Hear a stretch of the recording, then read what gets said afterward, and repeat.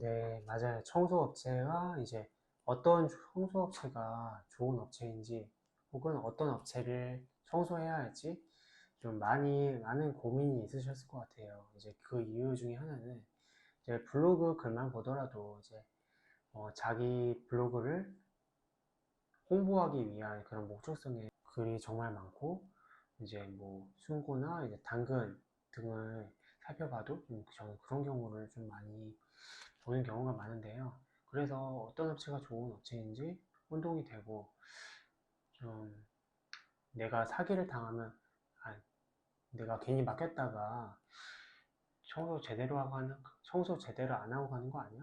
좀 이런 생각이 드셨으리라 생각이 듭니다.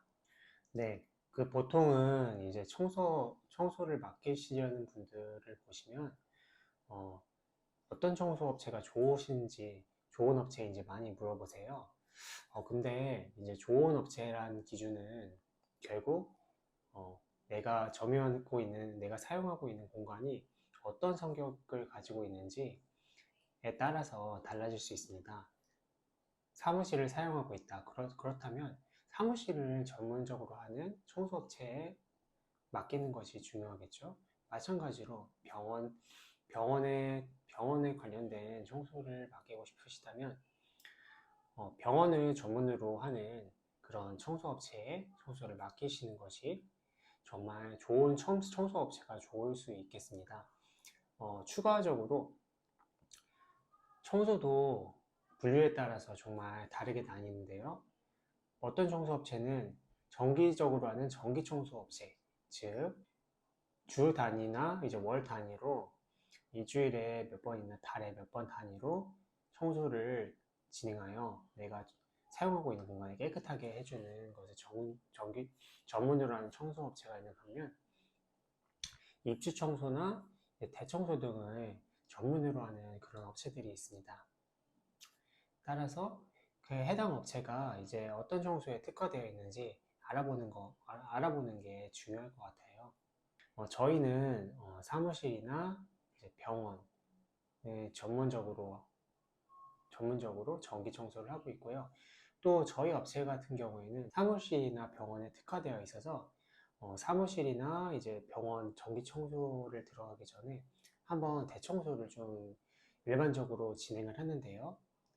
때문에 사무실이나 병원 그 두 공간에 공간의 대청소와 전기 청소에 좀 특화되어 있다고 할 수 있겠습니다. 사무실 청소하면은 어, 보통 이제 바닥만 하면 될 거라고 좀 생각하시는 분들이 많이 있는데요. 사무실에도 정말 청소를 해본 사람이면 알겠지만 그 디테일의 한 끗 차이가 청소의 기준을 만든다고 생각합니다.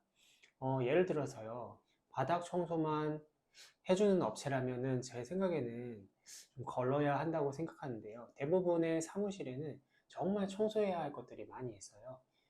사소한 유리창부터 책상, 쓰레기통, 탕비실, 전자레인지 등등 이렇게 수많은 공간들이 있는데 단순하게 제가 청소업을 하면서 지켜와 본 바로는 단순하게 돈을 더 많이 벌기 위해서 대충 하고 벌고자 하는 그 청소업체들이 참 많은 것 같아요. 저희 업체들 같은 경우에는 그런 디테일함을 빼놓지 않고 그런 청소한다는 특징이 있는 것 같습니다. 좋은 방법이 있는데요. 어, 업체들별로 정말 다양한 업체들이 많이 있지만 좋은 업체들은 대부분 인사를 운영하는 경우가 많이 있어요. 한번 생각해 보세요. 좋은 업체이고 일거리가 많다면 분명 그 업체 블로그나 아니면 인스타 등에 사진이나 영상들이 분명 많이 있을 거예요. 근데 일거리가 없거나 뭐 경험이 없는 업체들은 사진이 거의 없거나 그 없는 경우가 많이 있겠죠. 그래서 제가 생각할 땐 이제 업체의 블로그나 플레이스 그리고 인스타 등의 자료를 좀 참고해 보시면 좋을 것 같아요. 그래서 이제 좋은 업체를 선정하는 기준에는 이제 뭐 그런 것도 있겠죠. 블로그나 인스타, 뭐 유튜브 등을 활용해보는 방법들이 있을 것 같습니다. 저는 이런 청소업체를 좀 피하라고 좀 말씀드리고 싶은데요. 좀 다양한 청소업체들이 많이 있지만 대표가 직접 관리하지 않는 청소업체를 좀 걸으라고 이제 말씀드리고 싶습니다. 그 이유는 일거리가 좀 많은 업체들에서 이제 벌어지는 문제점인데요.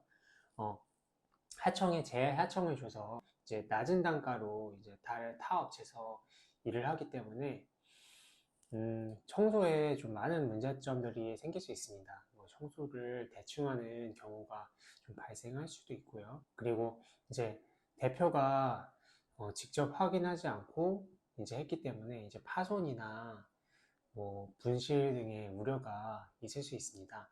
그래서 저는 맨 처음으로는 그 점을 좀 유의하라고 말씀드리고 싶어요. 그리고 두 번째는 소통 문제라고 할 수 있어요. 소통이 잘 안 되는 업체를 좀 걸으라고 이제 말씀드리고 싶은데요. 물론 사장님들이 이제 바쁘신 거는 이해하겠지만 이제 소통이 잘 안 되다 보면 서로 간에 이제 불쾌함이 생길 수 있고 그런 사소한 오해들도 깊은 감정 문제들로 이제 번질 수 있거든요. 그래서 저는 소통이 잘 안 되는 업체라면 한번 걸으시라고 말씀드리고 싶습니다. 물론 바쁜 거는 정말 이해하지만 저희도 그런 바쁜 와중에도 고객분들과 소통을 하려고 노력했고 저희 같은 경우에는 전문적인 상담 인력까지 배치해서 고객과의 꾸준한 소통을 이어나가고 있거든요. 방법이 없는 건 아닌데 비용을 좀 더 절감하기 위해서 노력을 하지 않는 거라고 저는 생각합니다. 세 번째는 성실하지 않은 업체를 걸으라고 말씀드리고 싶습니다. 그렇다면 성실함의 기준은 어떤 척도로 판가름하냐 생각하실 수 있는데, 그 방법은 뭐 간단합니다.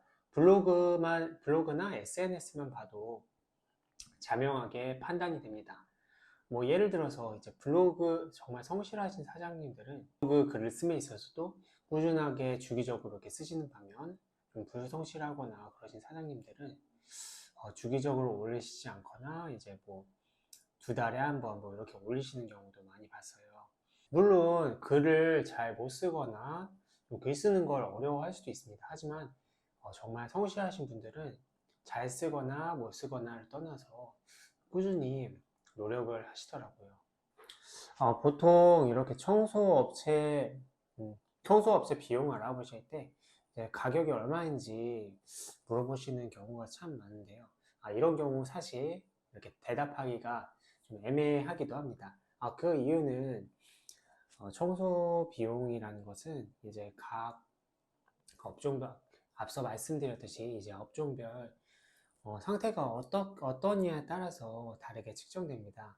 그래서 이제 말씀하신 그런 사무실을 기준으로 이제 말씀드리자면 사무실을 이제 유리창 청소를 원하시는 분도 있고 혹은 원하시지 않으시는 분도 있어요. 그리고 책상 같은 경우에도 이제 정말 책상에 손을 대는 것조차 좀 민감해 하시는 분들도 계시지만 반면 책상을 닦아주시길 그렇게 원하시는 분도 계십니다. 그래서 청소 가격을 먼저 알아보려고 하신다면 이제 제가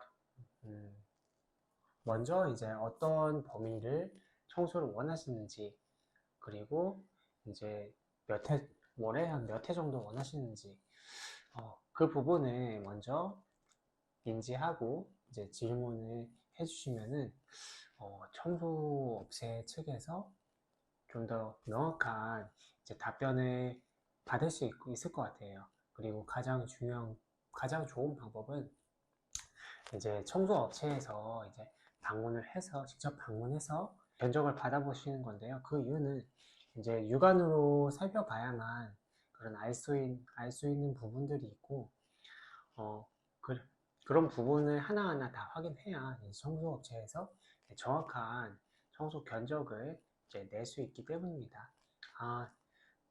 뭐 이제 청소업체 지금 알아보시는데 이제 좀 많은 고민이 있으실 것 같은데 이제 한번 제가 다음에 민지 생일 때 가서 한번 봐드릴게요. 말씀하신 그 평수나 이제 범위, 그 가격대로 그래도 평균적으로 생각하자면 이제 100평이니까요. 이제 주 1회 그러면은 이제 한 50에서 이제 60만 원 정도 됩니다. 말씀하신 기준으로 이제 말씀드리자면 이제 주 1회 그 사무실 한 8평 그리고 책상 닦지 않으시고 이제 그 유리창 안 하시고 그리고 바닥이랑 화장실 3개 그리고 창틀까지 이제 하시면 이제 50만 원 정도 이제 평균적으로. 그리고 여기서 이제 중요한 것은 이게 고정된 가격이라고 생각하시면 안 될 것 같고요. 그 직접 가장 중요한 것은 이제 방문해서 견적을 받아보시는 것이 좀 가장 정확합니다. 그래야 이제 상호 간에 좀 오해가 없고 불만도 좀 많이 없어지게 되더라고요. 비용이 부담스러우시면 이런 방법도 좋을 것 같아요. 이제 보통 이제 청소를 맡기면 이제 청소 자체가 사실 피곤하고 이제 귀찮고 번거로워서 좀 위탁을 하고자 하시는 건데요.